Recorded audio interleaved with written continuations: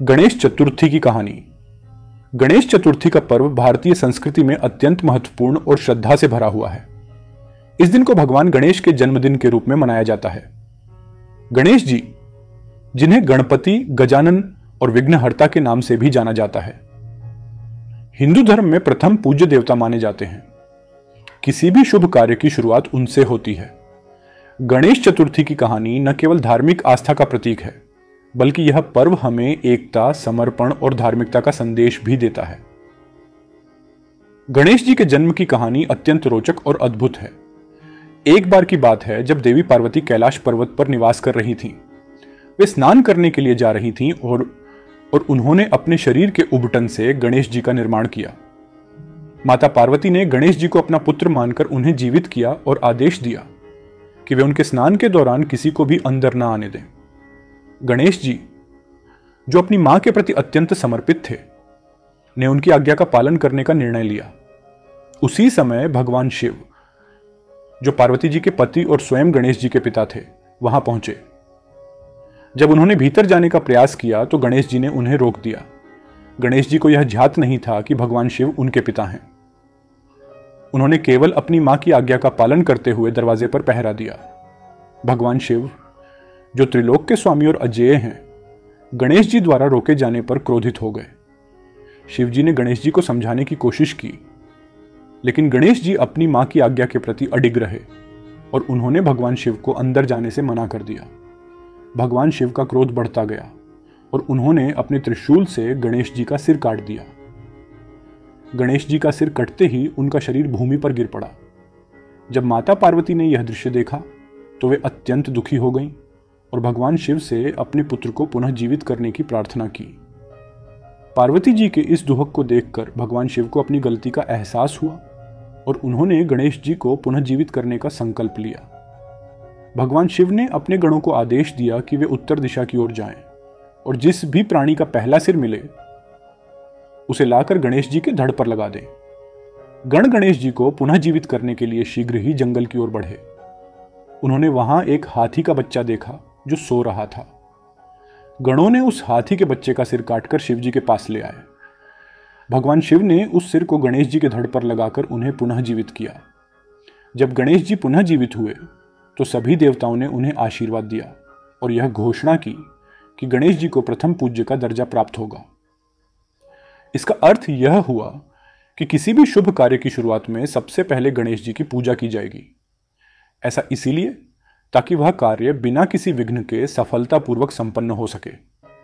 इसी कारण से गणेश जी को विघ्नहर्ता भी कहा जाता है, यानी वे सभी विघ्नों और बाधाओं को दूर करने वाले देवता हैं। गणेश जी के पुनर्जीवन के बाद भगवान शिव ने गणेश जी को अनेकों आशीर्वाद दिए। उन्होंने गणेश जी को बुद्धि, ज्ञान और समृद्धि का देवता घोषित किया। गणेश जी के बड़े कान यह दर्शाते हैं कि वे हर किसी की बात ध्यानपूर्वक सुनते हैं। उनके बड़े सिर का अर्थ है कि वे बुद्धि और ज्ञान से भरपूर हैं। उनका बड़ा पेट यह संकेत करता है कि वे हर स्थिति को धैर्य और सहनशीलता के साथ स्वीकार करते हैं।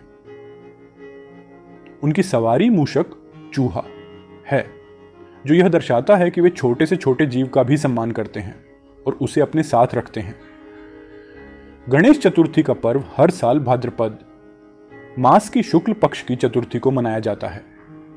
यह त्योहार मुख्य रूप से 10 दिनों तक चलता है और अनंत चतुर्दशी के दिन समाप्त होता है। इन 10 दिनों के दौरान लोग अपने घरों और पंडालों में गणेश जी की मूर्तियों की स्थापना करते हैं। गणेश जी की प्रतिमाओं की स्थापना के बाद उनकी पूजा अर्चना की जाती है। लोग भक्ति गीत गाते हैं, भजन कीर्तन करते हैं और गणेश जी की आरती उतारते हैं। इन दिनों में गणेश जी की पूजा के साथ साथ भक्त गणपति बप्पा मोरया के जयकारे भी लगाते हैं। गणेश चतुर्थी का पर्व महाराष्ट्र में विशेष रूप से बड़े धूमधाम से मनाया जाता है। इस पर्व की खासियत यह है कि यह सामाजिक और सांस्कृतिक एकता का प्रतीक भी है। लोकमान्य बाल गंगाधर तिलक ने इस पर्व को सार्वजनिक रूप से मनाने की परंपरा की शुरुआत की थी। तिलक जी ने इस पर्व को राष्ट्रीय एकता और स्वतंत्रता संग्राम के लिए एक माध्यम के रूप में देखा। उन्होंने लोगों को एकजुट करने और समाज में जागरूकता फैलाने के लिए गणेश चतुर्थी के पर्व को चुना।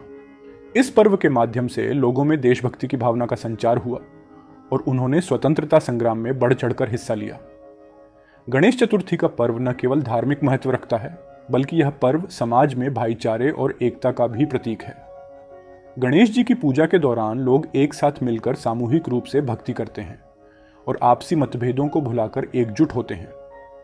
इस पर्व के दौरान जगह जगह भव्य झांकियां, शोभा यात्राएं और सांस्कृतिक कार्यक्रमों का आयोजन किया जाता है, जो समाज में एकता और सौहार्द का संदेश फैलाते हैं।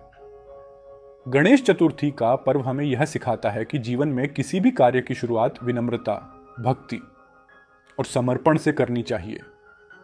गणेश जी की पूजा से हमारे जीवन के सभी विघ्न दूर होते हैं और हमें सफलता प्राप्त होती है। यह पर्व हमें एकता, भाईचारे और सद्भाव का संदेश भी देता है। गणेश जी के प्रति भक्ति और आस्था का यह पर्व हमें जीवन में आने वाली बाधाओं को दूर करने और सच्चाई, धर्म और समर्पण के मार्ग पर चलने की प्रेरणा देता है। गणेश चतुर्थी का यह महोत्सव हर वर्ष हमें भगवान गणेश के आशीर्वाद और उनकी कृपा के महत्व को स्मरण कराता है। यह पर्व हमें यह भी सिखाता है कि जब भी हम किसी कार्य की शुरुआत करें तो सबसे पहले गणेश जी की पूजा करें, ताकि वह कार्य सफलतापूर्वक संपन्न हो सके। गणेश चतुर्थी का यह पर्व हमें यह संदेश देता है कि सच्चाई, धर्म और ज्ञान के मार्ग पर चलने से हमें जीवन में सफलता और समृद्धि प्राप्त होती है। इस प्रकार गणेश चतुर्थी केवल एक धार्मिक त्योहार नहीं है, बल्कि यह हमारे जीवन में सच्चाई, भक्ति और समर्पण का संदेश देने वाला पर्व है।